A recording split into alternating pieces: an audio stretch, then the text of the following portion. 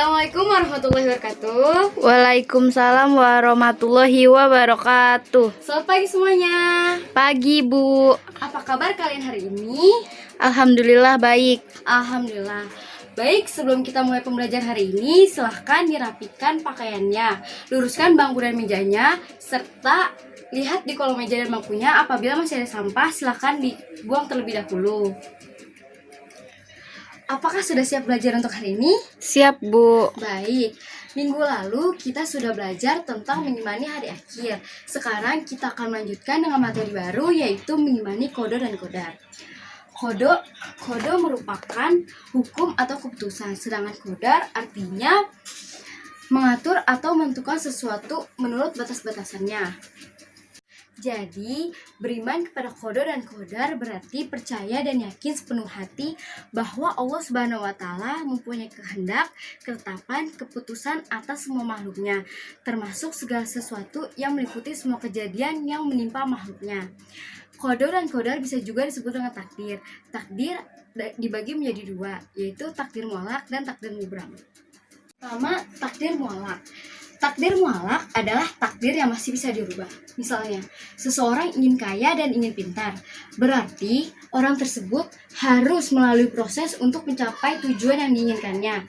Lalu yang kedua ada takdir mubram, yaitu takdir yang tidak dapat diubah, seperti kematian dan kelahiran. Orang tidak bisa memilih kapan ia akan meninggal dan kapan ia akan dilahirkan. Semua sudah diatur oleh Allah Subhanahu wa Ta'ala.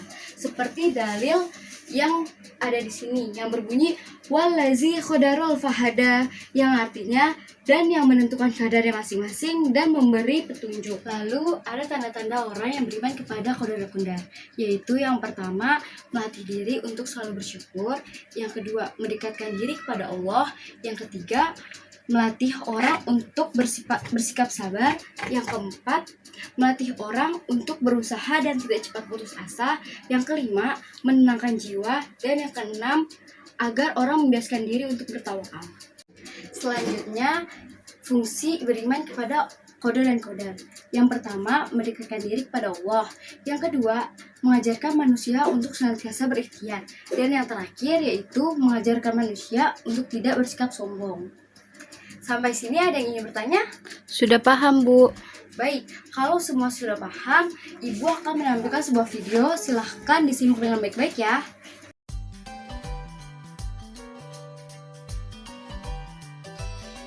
Pertandingan Mari Bercerita di Sekolah Alif akan diadakan pada pertengahan bulan ini. Alif terpilih untuk mewakili kelasnya. Alif sangat risau sebab banyak persiapan perlu dibuat. Alif berjumpa dengan cikgunya di pejabat guru-guru untuk meminta tunjuk ajar. Assalamualaikum, cikgu. Waalaikumsalam warahmatullahi Alif. Cikgu, terima kasih pilih Alif untuk wakilkan kelas Alif. Tapi Alif risau, cikgu. Risau kenapa? Alif belum tahu cerita apa yang akan dipilih. Oh, indah apa Alif? Cikgu ada di sini untuk membantu. Cikgu akan buat jadual masa untuk Alif datang membuat latihan setiap hari di bilik khas sebelah pejabat cikgu ni.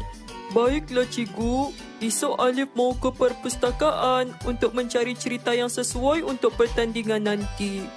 Esok cikgu dangankan Alif ke perpustakaan. Ketani cari sama-sama insya-Allah. Keesokan harinya, Alif dan cikgu pun pergi ke perpustakaan di sekolah untuk mencari bahan. Alif mencari cerita yang sesuai dan terjumpa buku yang menarik mengenai kisah Arnab dan kura-kura, serta terdapat pengajaran yang baik. Kemudian, setelah hari pertandingan, Alif merasa gemetar dan juga yakin dia akan mendapat tempat juara. Di akhir pertandingan, keputusan pun diumumkan. Alif mendapat tempat ketiga.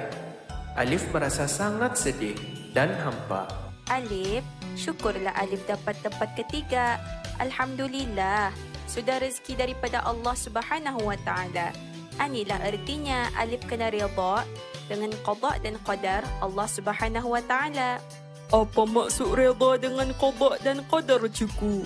Maksudnya, menerima sesuatu hukum yang didatangkan Allah sama ada suka atau duka dengan hati yang tenang dan lapang kerana semua sudah ditentukan sejak azali. Allah Subhanahu wa taala berfirman dalam surah Al-Bayyinah ayat 8, radhiyallahu anhum wa radu anhu.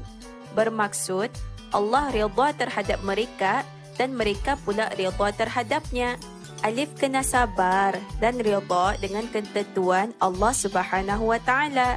Allah Subhanahu wa taala sedang menguji Alif. Sama ada Alif sabar dan redha ataupun indah. Semua ini pasti ada hikmah di sebaliknya. Hikmahnya apa, cikgu? Contohnya macam tadi, Alif mau jadi juara tetapi dapat tempat ketiga. Jadinya Alif perlu redha dan bersyukur dengan rezeki yang dikurniakan oleh Allah Subhanahu wa taala.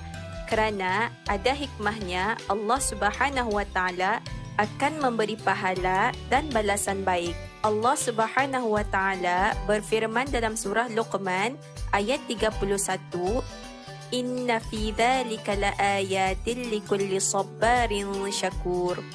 Bermaksud, sesungguhnya pada yang demikian itu benar-benar terdapat tanda-tanda, yakni kekuasaan Allah bagi setiap orang yang penyabar lagi banyak bersyukur.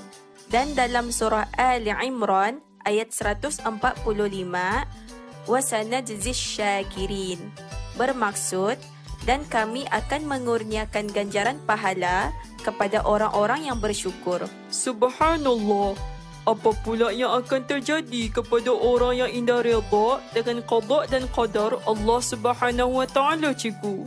Dalam sabda Rasulullah sallallahu alaihi wasallam dalam hadis qudsi yang bermaksud, maka barang siapa tidak sabar menanggung bala bencanaku dan tidak bersyukur di atas nikmatku dan tidak redha kepada qadaku, maka hendaklah ia mencari Tuhan yang lain daripada aku. Na'udzubillahi min dhalik. La ilaha illallah. Sesungguhnya tiada Tuhan yang berhak disembah melainkan Allah Subhanahu wa taala. Apa-apa pun, cikgu bangga dengan Alif. Alif bersungguh-sungguh berusaha. Alhamdulillah. Tahniah kerana mendapat tempat ketiga. Bah, mari taketani keluar Alif. Ramai sudah orang balik. Terima kasih, cikgu. Alhamdulillah. Setelah kalian melihat tayangan tersebut, silahkan bagi menjadi 2 kelompok dan diskusikan sikap dan hikmah apa yang kalian dapat tentang beriman kepada qada dan qadar dalam video tersebut. Lalu nanti perwakilan kelompoknya berdiri dan membacakan hasil diskusi. Silahkan didiskusikan ya.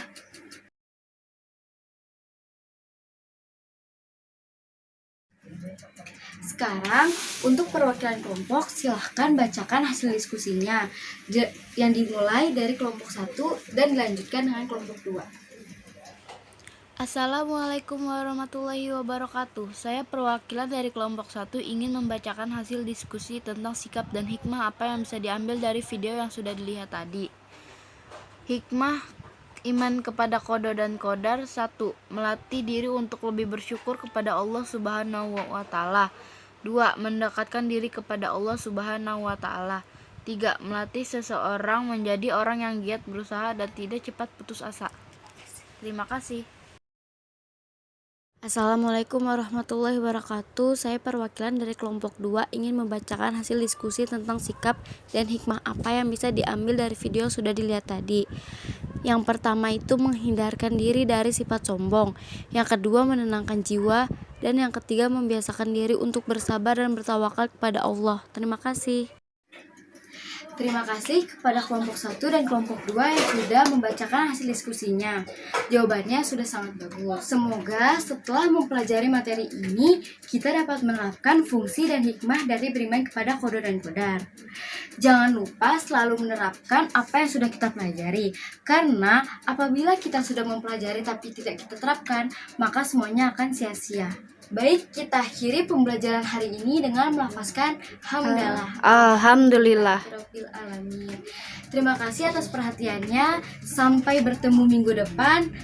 Wassalamualaikum warahmatullahi wabarakatuh. Waalaikumsalam warahmatullahi wabarakatuh.